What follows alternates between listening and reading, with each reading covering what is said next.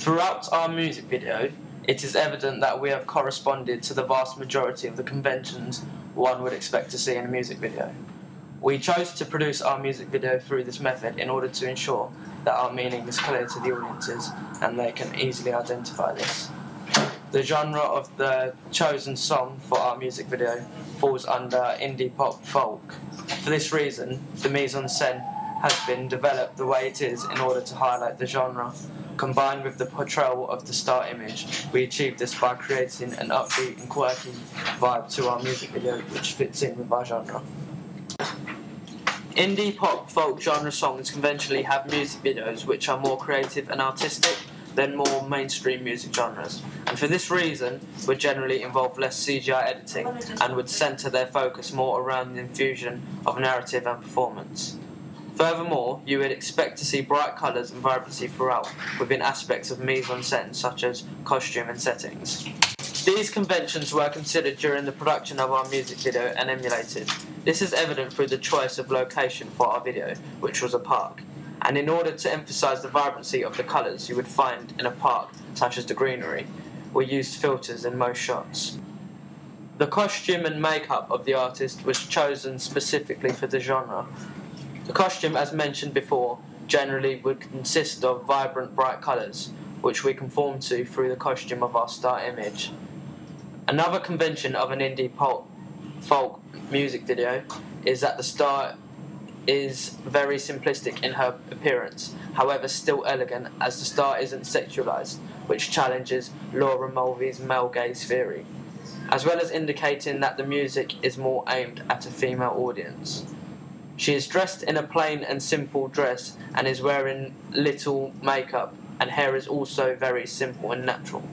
She is also wearing Converses and dorky glasses, which contribute heavily to the development of our star image, which we intended to be a quirky, laid-back and everyday type of girl, for example, Kate Nash and Laura Marnie.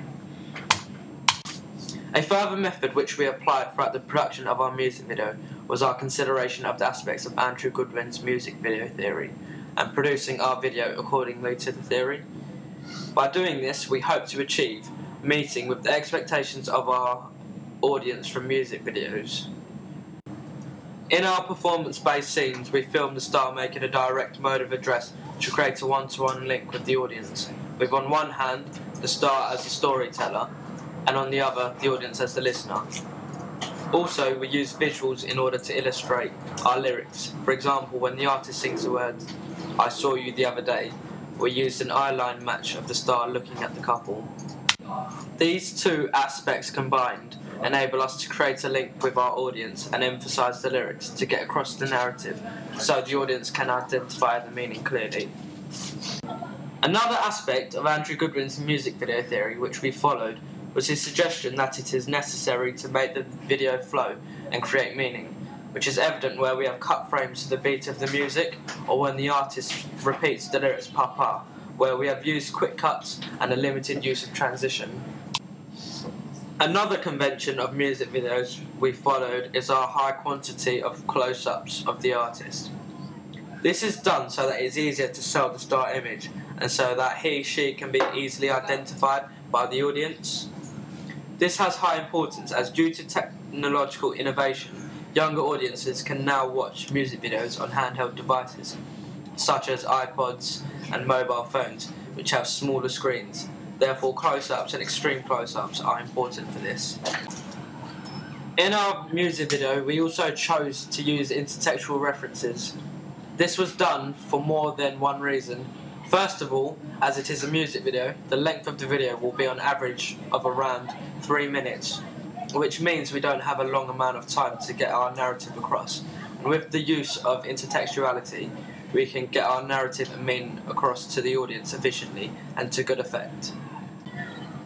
We made these references through the use of bunny ears to refer to the bunny boiler, photographs to connote to 1 hour photo, binoculars from Disturbia, and then various references to spy imagery like holes cut out of newspaper. This helped to make the narrative clearer to the audience that the star is following the couple around. However, to the extent that she is not portrayed as a stalker, but instead as an everyday, quirky type of girl who is in love which is the image we hope to develop. This also contributes to getting across the genre, as conventionally, indie pop folk songs are comedic and quirky, and this makes the video interesting to ensure that the audience watch it again. These aspects conform abundantly with the conventions of a music video. A challenge which we presented in our music video was our decision to use no voyeurism. This is a typical convention of music videos, as according to Andrew Goodwin, voyeurism helps sell a product and create audience interest. However, voyeurism on our star does not meet the portrayal of our star image or the expectations of the genre, nor would it appeal to our target audience. In producing our 3 media texts, we placed high importance on establishing a link in order to further develop our star image, which would help to sell our star. Again, in my ancillary text, I chose to move away from heavily edited pieces of media, which would be expected from a genre such as hip-hop, and instead opted to create something more artistic.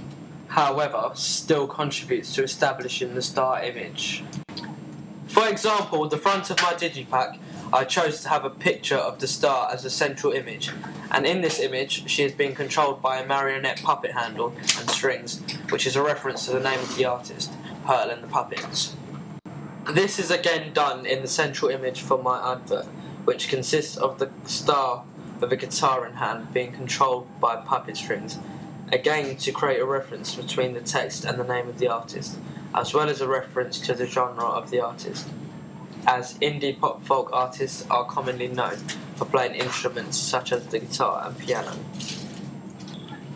Furthermore, I constructed the mise-en-scene accordingly to emphasise the star image. This I done by choosing a costume which is bright and vibrant, and in the image the star has a cheeky, quirky facial expression. Furthermore, to place more of an emphasis and further develop the star image, all photos through editing have been made brighter and more vibrant. Furthermore, I also included Facebook, Twitter and iPhone app links on my advert, which creates a link to the target audience of our music video. This was done in order to take advantage of technological innovation and, more importantly, allows for a wider market to access information regarding the artist. And as our target audience are generally mainly a younger generation who use these forms of media frequently, it enables us to sell our star image more effectively.